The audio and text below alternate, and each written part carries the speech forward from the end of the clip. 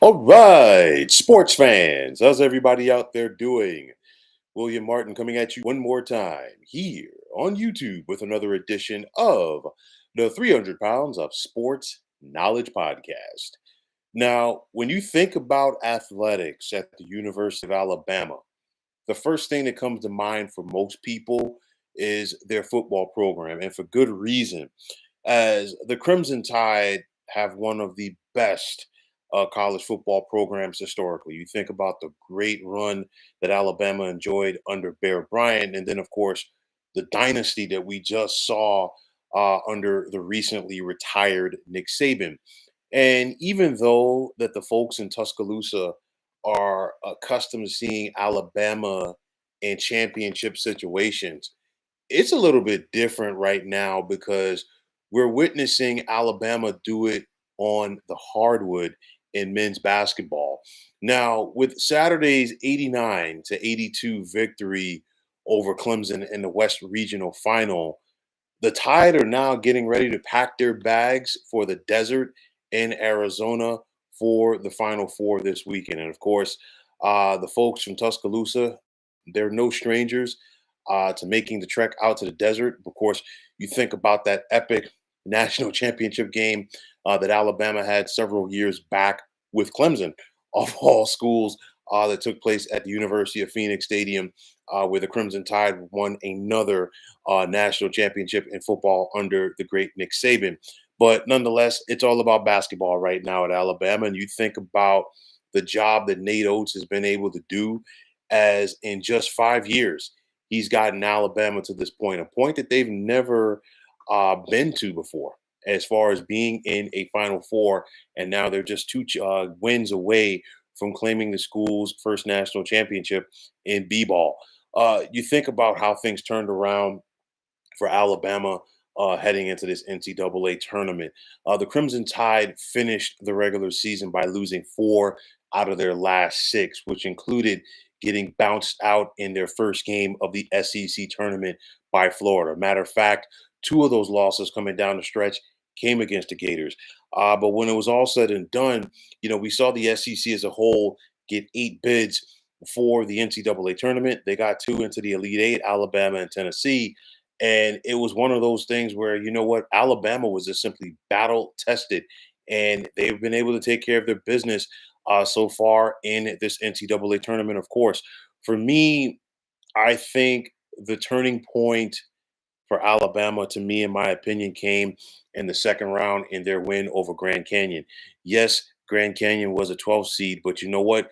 They had the crowd in their favor in Spokane, Washington, and then on top of that, Alabama had to go out there and win that game in a way that we don't see them do it that often, or we have not seen them do it that often this year. As far as they had to go out there and win ugly, because you think about Alabama's offense, they can put up points with the best of them.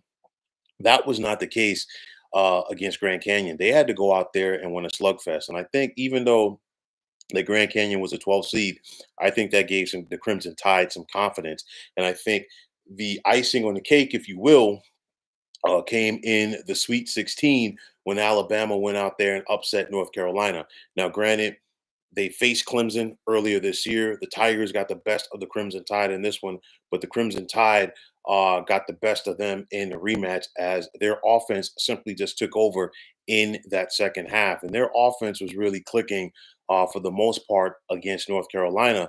And it's one of those where I think truly Alabama got a lot of confidence from that, just due to the fact that, a lot of people just basically penciled North Carolina in to the Final Four. And a lot of people, or some people rather, would have said, well, you know what? If one of the one seeds had the easiest path to get in, or probably who was more destined to get in, I think some people would have said North Carolina. Don't get me wrong.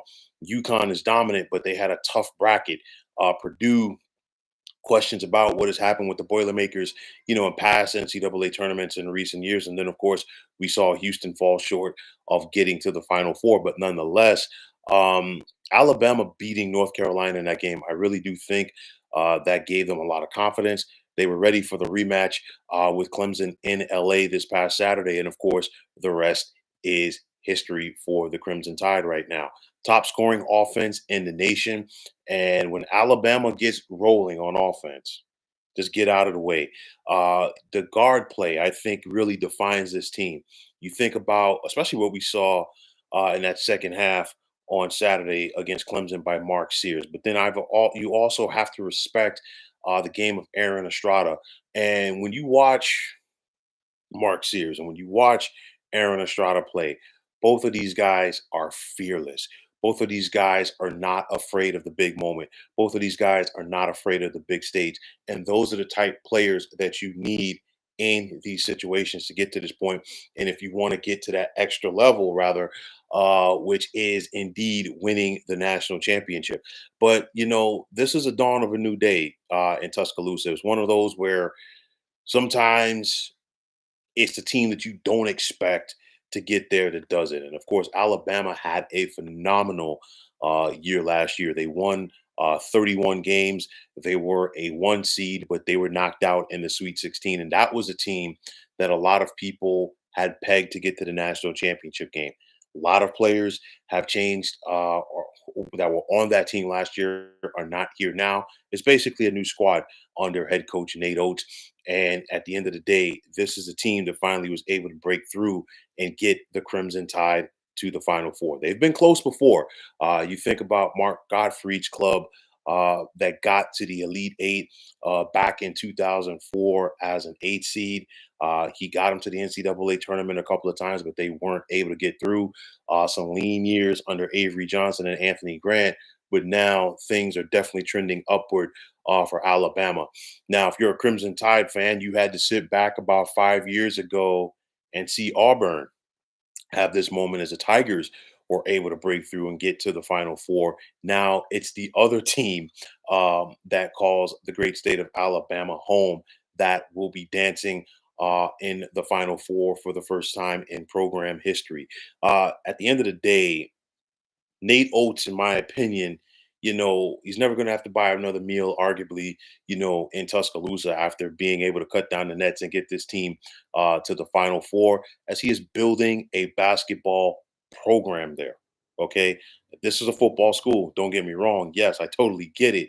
But at the end of the day, being that guy to break through and get Bama to this point, I think Nate Odoms has really, put himself in a different echelon, if you will, as far as coaches for that program's history. But nonetheless, for Alabama, they have a tough task ahead of them, yes, but it's not a task where you'd want to go out there and say that they don't have a chance. Anybody can be beat, and of course, the Crimson Tide have to go out there and try to knock off the defending national champions in the Connecticut Huskies. Connecticut Huskies team that is looking more than formidable. But I think what Alabama is going to have to do, and I'll talk about this more as we get closer to the game. I think the Crimson Tide are going to have to start fast. And they're going to have to go out there and knock down shots, and they're going to have to put the pressure on UConn, which is something that a lot of teams have not been able to do so far in the NCAA tournament. It's something that a lot of teams haven't been able to do so far this season. But Alabama definitely is going to have to bring their A++ game. But nonetheless, I do think that Tuscaloosa will be well represented this weekend out in the desert. This is a big day, a big moment, if you will, for Alabama athletics. A big moment for, of course, their basketball team. The Crimson Tide are rolling, and let's see if that roll continues in the desert this weekend. So, folks, that is going to wrap it up. And as always, I want to take this time out to thank all of you for tuning into the 300 Pounds of Sports Knowledge podcast here on YouTube. I want to take this time out to thank all of you fine folks out there for tuning in. And if you have not already, please feel free to subscribe to this channel. Now, if you're on the X, formerly known as Twitter, please feel free to follow me at 300 Pounds of Sports. And like I always say, if you follow me, it will be my pleasure to follow you right back. There's also the sports discussion group on Facebook at the Sports Depot 365. Now, you can check it out. Drop a line and be a part of one of the better sports debating sites going on social media. So, once again, fine folks, my name is William Martin, and I am signing off. I'm saying take care and have yourselves a wonderful day.